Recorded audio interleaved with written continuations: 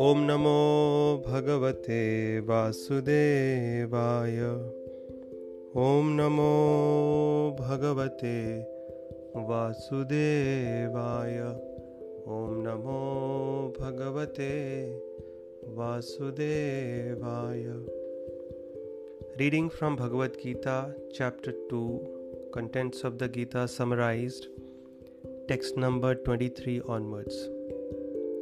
Nainam chindanti shastrani, nainam dahati pavakaha, na chainam kledyantyapo, na shoshayati marutaha. Text 24. Achedyo ayam adahyo ayam, akledyo shoshya evacha, nityah sarvagatah sthanur, achalo ayam sanatanaha. 25. Avyaktyo ayam achintyo ayam, avikaryo ayam uchyate, tasmadevam viditvainam, nanushochitum arhasi. 26. Atha chainam nityajatam, nityam va manyase mritam, tathapi tvam mahabaho, nainam shochitum arhasi. So translations, text 23. So in these verses, Krishna continues to explain the characteristics of the soul, the eternal, permanent soul. The soul can never be cut to pieces by any weapon, nor burned by fire, nor moistened by water, nor withered by the wind. 24. This individual soul is unbreakable and insoluble, and can be neither burned nor dried.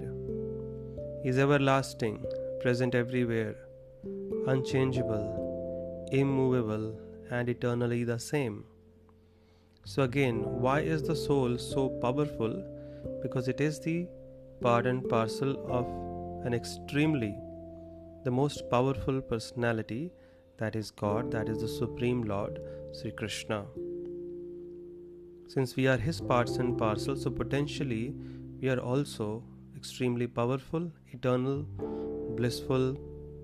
But because of being stuck in the material bodies, in the material world, we have forgotten our true nature, and therefore we have to go through so many miseries, trials and tribulations, identity crisis. Once we realize that we are the children of a very powerful, wealthy, opulent Father, then automatically all our miseries will begin to end, because we know where to turn to when we are in trouble. Because ultimately everyone wants to be happy. And what stops us from becoming happy? Problems. And what is the root cause of problems? Karma. Why does karma act upon us? Because of trying to live a life independent of God. Because we have forgotten our true nature, that we are eternally related to Him. And when we want to live a life which is separate from Him, that's when karma begins to act.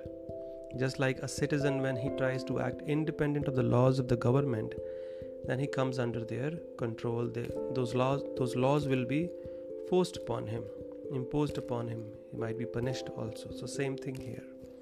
So we have to always remember that we are potentially divine and not get caught up in the immediate situation we are in right now. This whole material life, human life, is simply a flash. But in this flash, let's not forget our eternal life, our eternal constitutional position, our eternal relationship with God. And human life is the best opportunity to revive that relationship and put an end to this material situation, to put an end to the cycle of birth and death, which is the ultimate goal of human life, because this facility is not available in any other species of life. In other species of life, we can simply live our karma. We cannot rectify our karma. So this is the golden opportunity. Let's take full advantage by trying to understand from scriptures, which are the guidebooks, how to live in this world. Everyone is living, but very few individuals know how to live. and what to do, what is the purpose of life. So many people are confused, and everyone has made a different goal in their life, and if they get that, they are happy. But ultimately everything boils down to so that I can eat nicely, sleep nicely, enjoy, and try and defend what I have. And Mahabharata says, Ahar nidra bhay maithunam cha samanyametat pashubhir naranam. The four activities of eating, sleeping, mating, and defending are common between animals and humans. So how are we better if our goal also remains that? Dharmo hi tesham adhiko vishesho. When we start inquiring about our true dharma, our true position, and start acting accordingly, that's when we rise to the platform of human beings. So the soul is extremely powerful. We are extremely powerful, but we have forgotten that ignorance. So now the scriptures, what are the scriptures doing? What is Bhagavad Gita doing? It is reminding us about our real strength, our power, our nature, our duty, our identity. We have forgotten. Now Gita is trying to bring our memory back, that this is where we belong. Till now we have misidentified ourselves with something else which we are not. 25 and 26, it is said that the soul is invisible.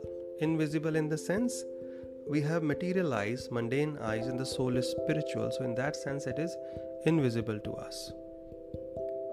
Inconceivable. We can't conceive of the soul. We cannot figure out where it is. We can't see it. If it is invisible, how can we ever perceive it? I mean, with other senses also we can't perceive the presence of the soul so easily. It is immutable. Knowing this, you should not grieve for the body. So body is anyways temporary, and we have to remember that regularly, so that we realize and remember where to put our maximum energy. The soul is permanent. Anything related to the soul is going to give you permanent benefits. Anything related to the body, the benefits will be temporary, flickering. If, however, you think that the soul is always born and dies forever, you still have no reason to lament, O mighty armed. So Krishna is pointing towards a philosophy. Some people believe that we are nothing but a bunch of chemicals, like Dr. Harry Monson. He once said that we are nothing but a bunch of chemicals worth rupees 110. That's how cheap we are according to him. And he has also given the composition. This much phosphorus, this much calcium, this much sodium we have. That's all we are. But this Mr. Monson cannot answer a simple question. Alright, you're saying we are nothing but a bunch of chemicals. If we give you all those chemicals, can you create life? And I'm sure his answer would be no. How would you explain emotions, feelings? Chemicals can't have feelings. We have all studied science in our schools. There were so many chemicals we were dealing with. They didn't have any emotions. We didn't create life out of it. So totally illogical. Some people believe that we just come into existence at some point and then we die. Then there is nothing after that. But here Krishna in these 20 verses 3-4 times he has explained that there is life after death. Once the body becomes unfit for living, the soul moves into another body. So therefore, this philosophy is totally refuted by Krishna. And he is telling Arjuna that if you think that the soul is always born and dies forever, still you have no reason to lament, because he was refusing to fight, thinking that he would kill. Said, how does it matter? They are born at some point, then they will die, you will kill them, then there's nothing after that. So why should you bother about that? Why should you bother about any reaction if you feel that there will be no more birth after that? So, but that philosophy is not right. Mr. Harry Monson, he believes that we are nothing but a bunch of chemicals. But when 110 rupees, suppose his friend is driving a Mercedes and he has an accident, he's down on the road, he's bleeding, and the car is also severely damaged. Now Mr. Harry Monson comes. Who would he take to the hospital first? Would he take his friend to the hospital, or would he take his car to the garage? Obviously he would take his friend to the hospital first. But why? there his own logic gets defeated. I mean, this person is just worth 110 and Mercedes is lakhs or maybe crores. So subconsciously also, if we try to understand, or logically if we try to understand, this philosophy doesn't make sense. Now every person in the medical field, everyone has accepted the presence of the soul, especially after the cases of reincarnation verified by Dr. Ian Stevenson. You can Google his name. Then Mr. Michael Sebom, he researched the out-of-body or near-death experiences. So everywhere it is a proven and accepted phenomena now, reincarnation and the eternality of the soul. And Krishna, just to emphasize again, he says, Jatasya hi dhruvo mrityur dhruvam janma mritasya cha tasmad apariharyarthe natum shochitum arhasi. Again he talks about life after death. One who has taken his birth is sure to die, and after death one is sure to take birth again. Therefore, in the unavoidable discharge of your duty, you should not lament. Whoever is born, all these kings you are refusing to fight against, they are again going to be born. So you don't think you are going to kill them. You are just going to perform your duty as a Kshatriya. You focus on your own growth, focus on your own duty. That is very important. If you avoid that, they will anyways not be saved. They will anyways have to die, because anybody who has taken birth is sure to die. And you will get the reaction of avoiding your duty. So that is not right. It is unavoidable discharge of your duty. So you should not unnecessarily lament for this. Text 28. Avyaktadini bhutani avyaktamadhyani bharata avyakta nidhanani eva tatra ka paridevana.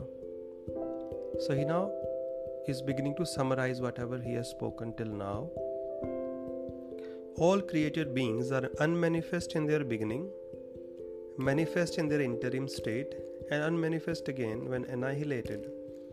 So what need is there for lamentation? So all the souls, all the living entities, they are always present. It's just that they are not manifest in front of our eyes always. They were there and then they just come into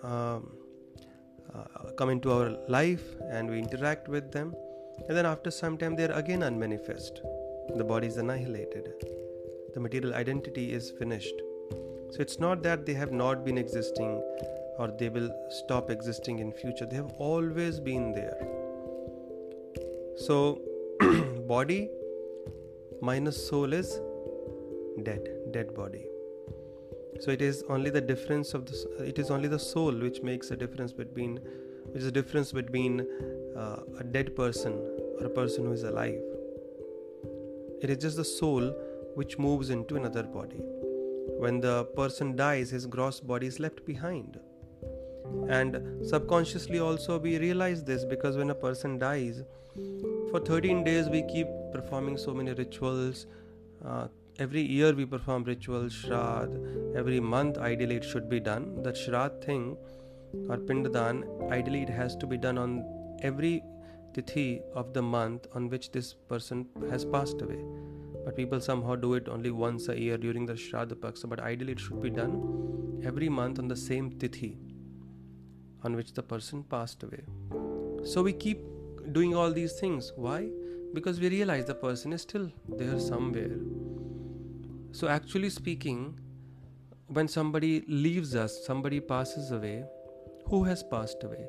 We keep lamenting, but that person is always there. And if we think, no, I was attached to this person, the body is still lying in front of us, so why should we lament the person? But the person is not dead, he can never die, so he's there somewhere, so why should we lament? Oh no, but I was attached to this person, but you have not even seen that person.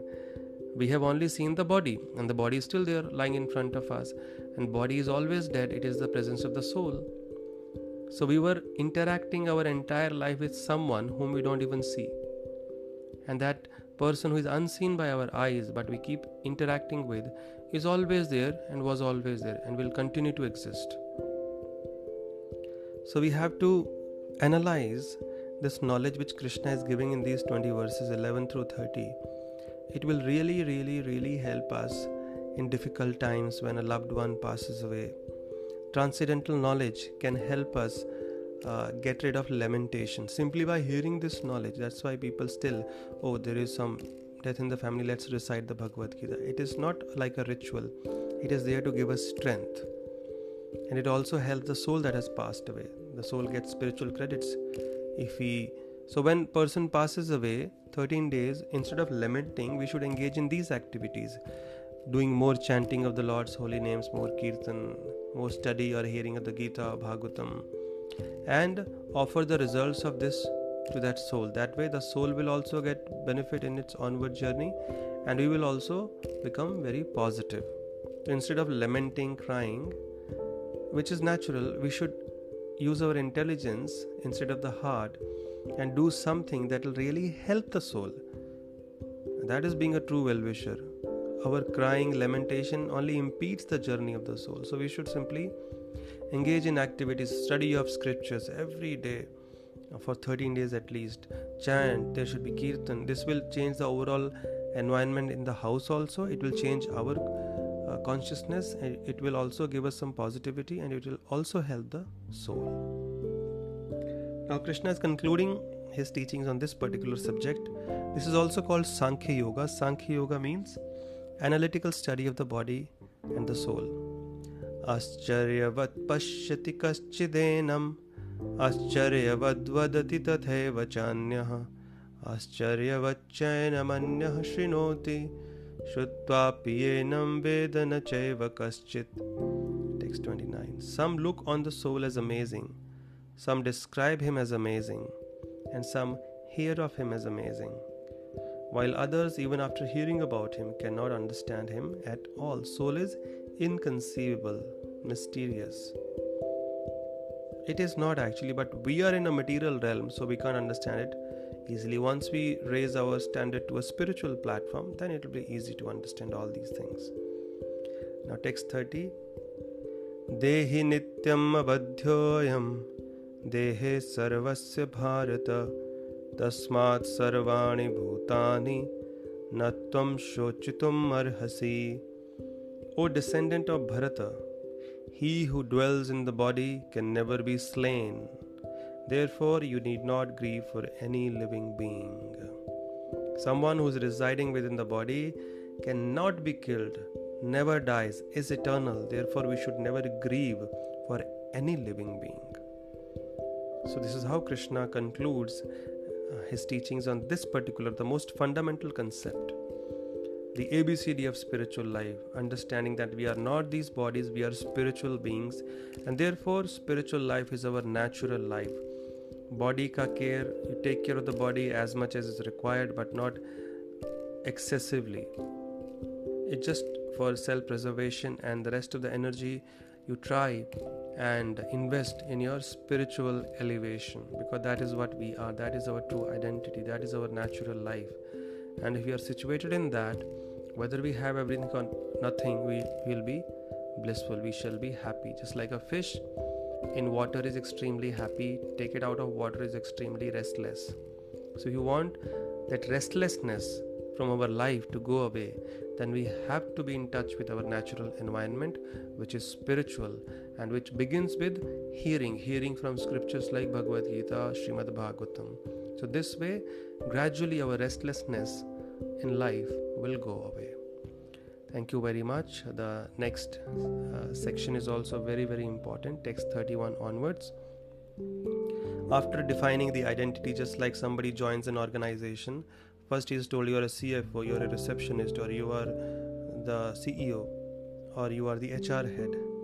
First that, and then their duties are defined. So similarly, after defining the identity of the soul, our identity as the soul, now Krishna is going to define our duties. What are we supposed to do in this world? Our kartavya, our prescribed duties, and the benefits associated with them. What are we doing and what are we supposed to actually do? 2 types of dharma he talks about. Dharma means duty. So what are those? We shall be discussing in the next podcast. Thank you so much. Hare Krishna.